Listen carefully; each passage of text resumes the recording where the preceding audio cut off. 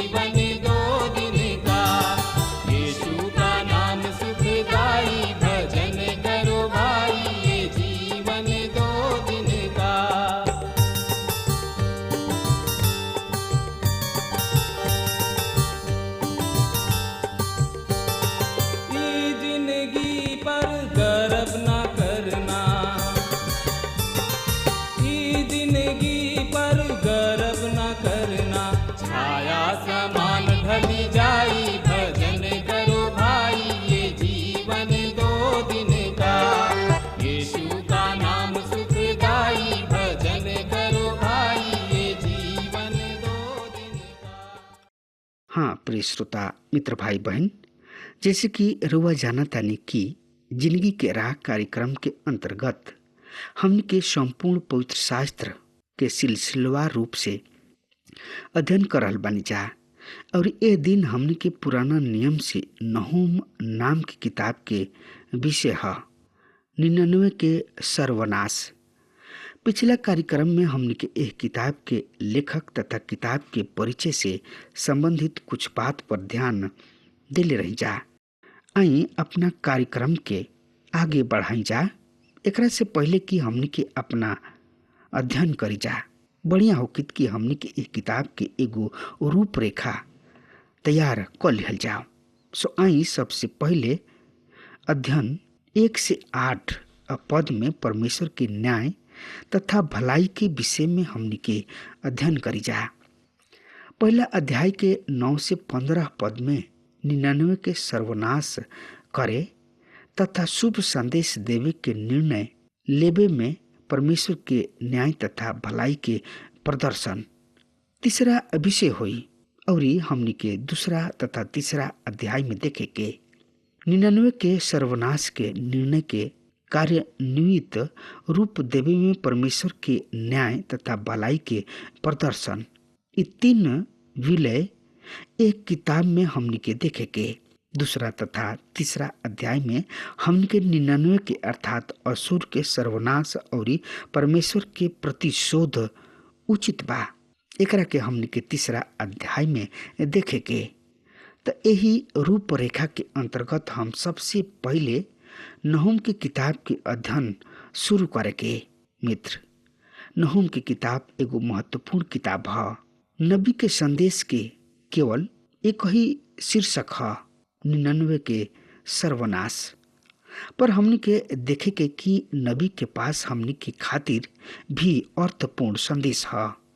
सबसे पहले हमने के देखे के परमेश्वर के न्याय तथा भलाई के। तो आई एकरा बारे में और ज्यादा से ज्यादा जानकारी खातिर आपन पवित्र शास्त्र बाइबल निकाल लिया। हाँ तो ओमे देखी नहूम नबी की किताब जौन की पुराना नियम में बा 1 से 3 पद ए तरी से बखान कर रहल बा जौना के कि हम रोज सामने पढ़े जा रहल बानी। 99 के बारे में नबुवत एलगोसी नहूम के दर्शन की किताब। यह परमेश्वर तो जल उठे वाला और बदला लेवे वाला और कोप करे वाला हमें। यह परमेश्वर अपना विरोधी सबसे बदला ले परमेश्वर हमें। यह परमेश्वर विरोधी सबसे बदला लेवे के बा और अपना शत्रु सबके खातिर क्रोध राखेलन। यह परमेश्वर विलम्ब से क्रोध करे वाला और महाशक्तिशाली हमें और दोषी के यह परमेश्वर के दंड दिहल बिना एकदम ना छोड़ी हैं। उनका राह बवंडर और आंधी है और बादल उनका गोड़ के तलुआ के धूरी है। परमेश्वर अपना वचन पर आशीष देश। हाँ श्रोता मित्र भाई बहन, पहला पद में हमनी के पढ़नी हाजा 99 के विषय में नबुवत एलगोसी नहूम के दर्शन की किताब। मित्र हमनी के जानत जा कि एकरा पूर्वक योना नबी 99 नगर में परमेश्वर के संदेश लेके आयल रहन जौन की परमेश्वर के प्रेम के प्रकट करत रहन और अब नहूम नबी के संदेश परमेश्वर के न्याय प्रकट करता। परमेश्वर के प्रेम तथा न्याय साथ साथ चलता। यद्यपि परमेश्वर ये देश के दंड दी हैं पर तबो उ प्रेम है, उ अभी प्रेम करलन। रुआ ये प्रेम से बची नहीं सकत। कोनो भी आदमी परमेश्वर के प्रेम से नहीं बच सकत। जौन बात परमेश्वर के न्याय के और भी अधिक भयानक बनावेलन उ ई है कि परमेश्वर ई काम कोनो प्रतिशोधी आदमी के रूप में ना करलन, ना उ कोनो कुड़कुड़ाहट अथवा चिड़चिड़ाहट के फल स्वरूप ऐसन करलन। उ ऐसन कोनो बदला के भावना से भी ना करलन। उ ऐसे भी कोनो के दंडित ना करलन कि उ एकाएक क्रोधित हो गइल बने या क्षण भर के खातिर उत्तेजित हो गइल बने। हाँ श्रोता मित्र भाई बहन, परमेश्वर ऐसे न्याय करलन काहे कि उ धर्मी परमेश्वर हमें। उ परमेश्वर हमें पर उ धर्मी हमें।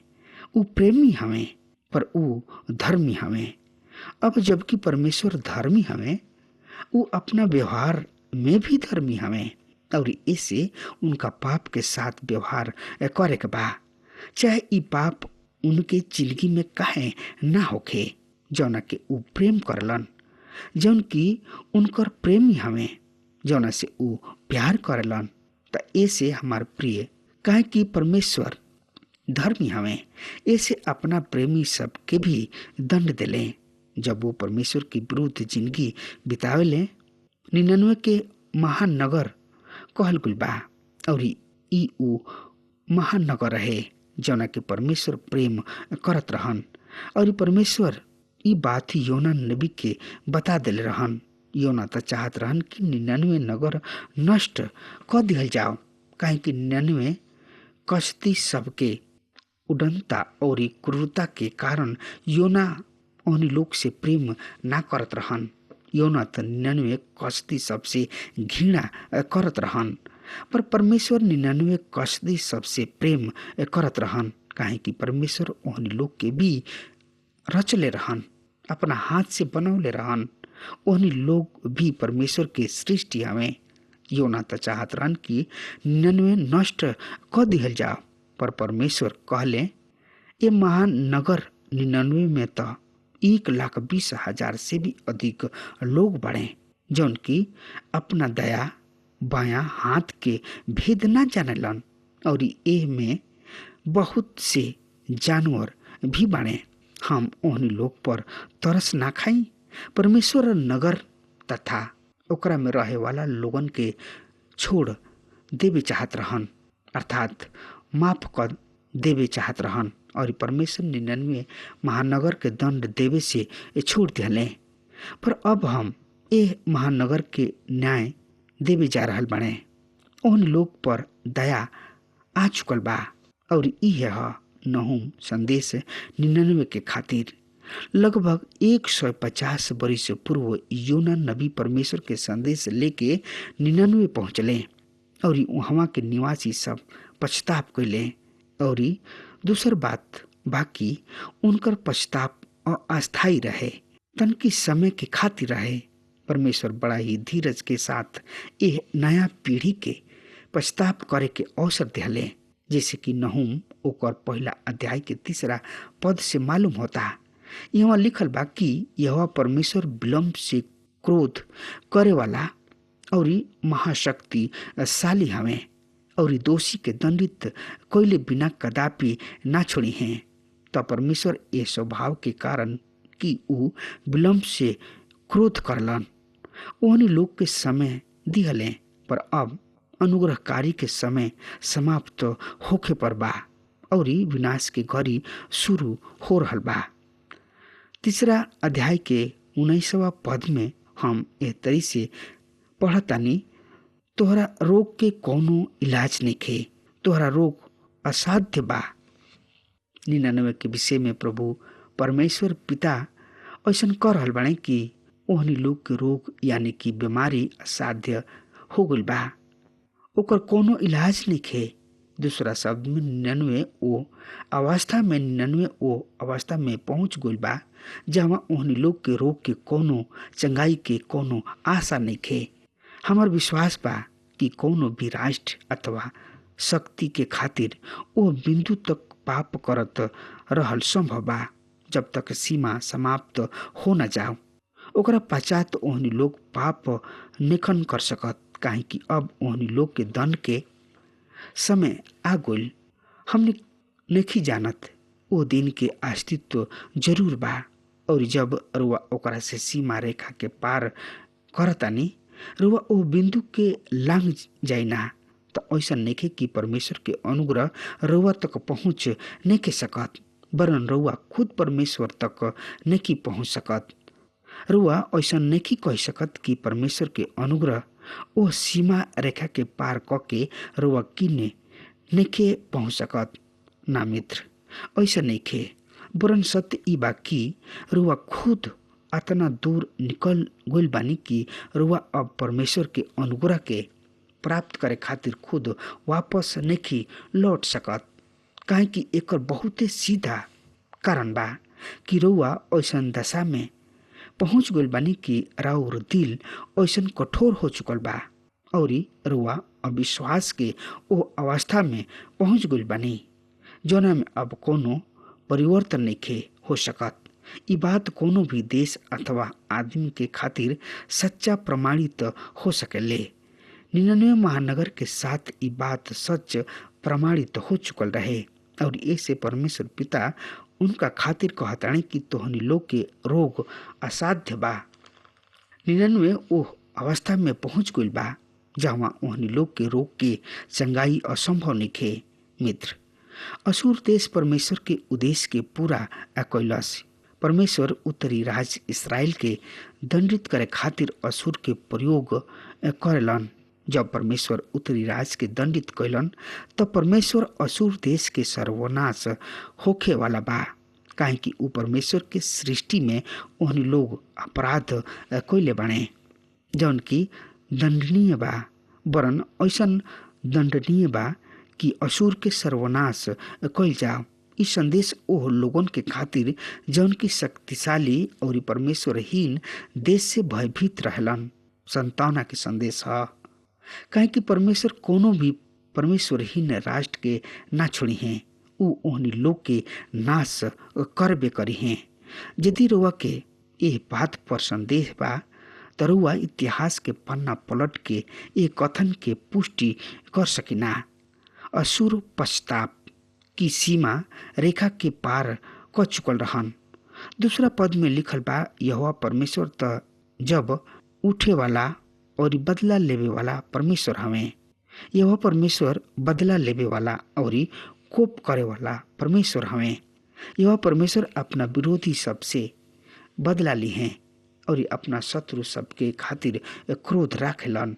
हाँ श्रोता मित्र भाई बहन, यहाँ हमने के पढ़नी हजा यह परमेश्वर तो जलन रखे वाला परमेश्वर हमें और उनकर मांग बाकी उनकर लोग केवल उनके आराधना उपासना करे।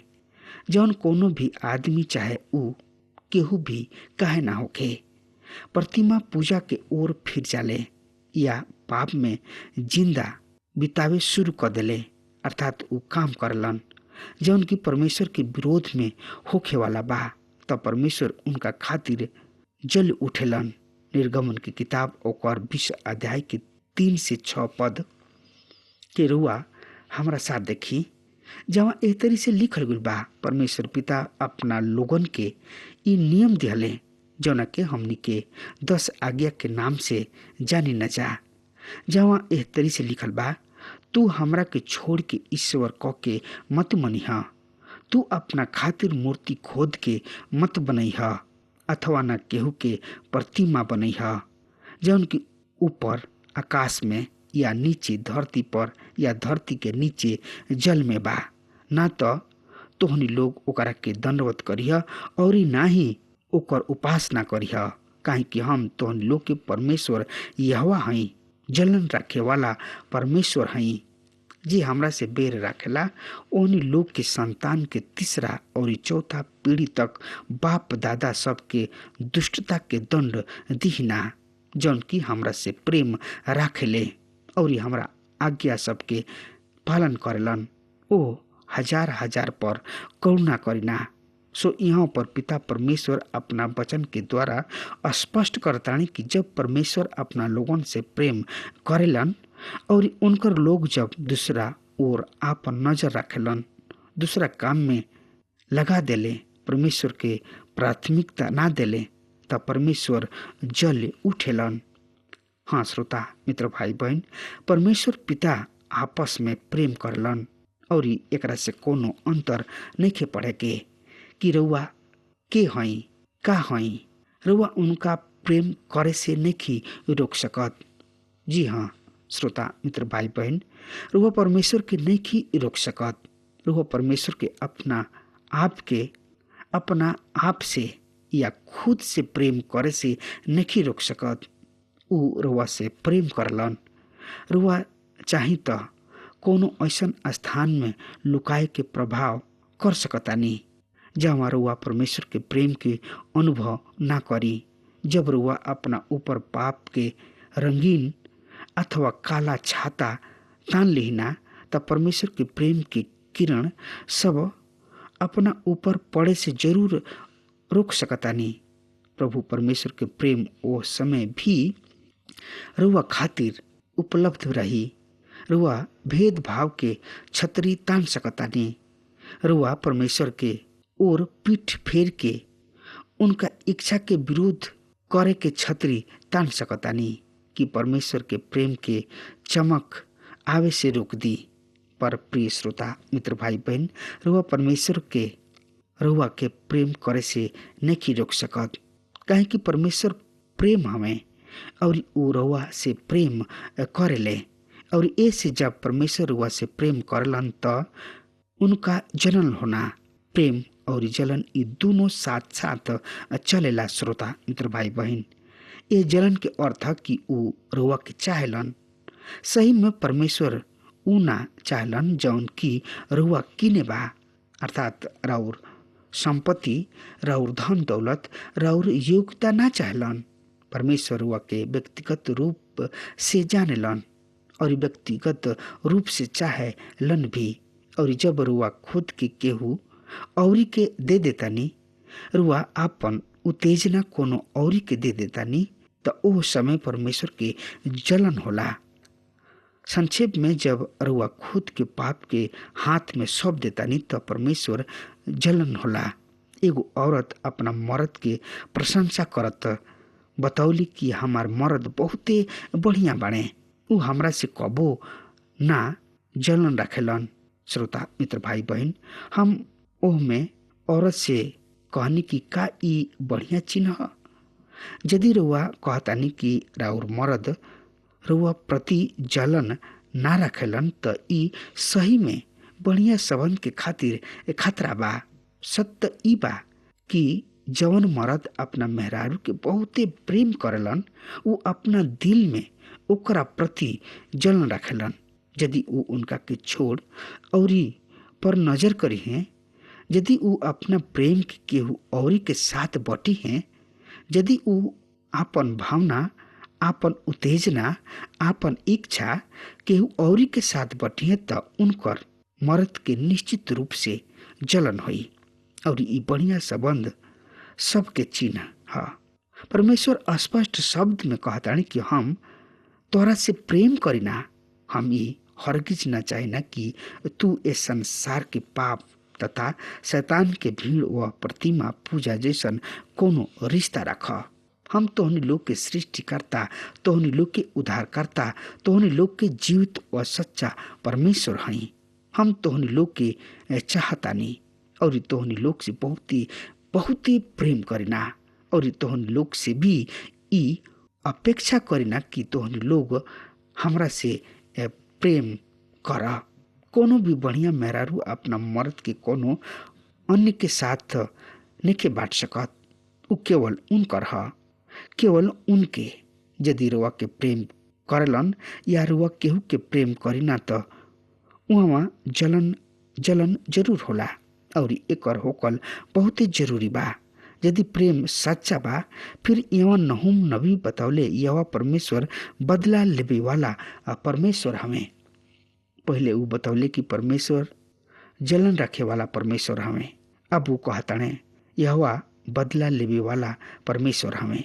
रोमियो के पत्री 12 अध्याय के 19 पद में हमनी के बतावल गइल बा, प्रभु यीशु मसीह कहताने कि बदला लिहल हमार काम है, अर्थात तू ऐसन बदला नहीं ले सकत जैसे हम लिहना। ऐसे ई एगो काम हमरा पर छोड़ दा, हम बिना रोष के वरन न्याय के साथ बदला ले। फिर यहाँ पर बतावल गइल बा यह कोप करे वाला हमें। ई परमेश्वर के तीसरा विशेषता है। हाँ श्रोता मित्र भाई बहन, अब हमार समय खत्म हो रहा बा। तब तक खातिर हुआ हमरा के आज्ञा दी। परमेश्वर हुआ के बहुते बहुते आशीष देश। आमीन। हमके विश्वास बा कि ई कार्यक्रम आप सब खातिर फायदेमंद सिद्ध भइल हुई। अगर आप सबके लगे बाइबल से चाहे आपकी निजी जिंदगी से कोनो सवाल होके चाहे कोनो समस्या खातिर प्रार्थना करावे चाहतनी तो हमारी फोन नंबर पर जरूर संपर्क करें और आज का दिन आप खातिर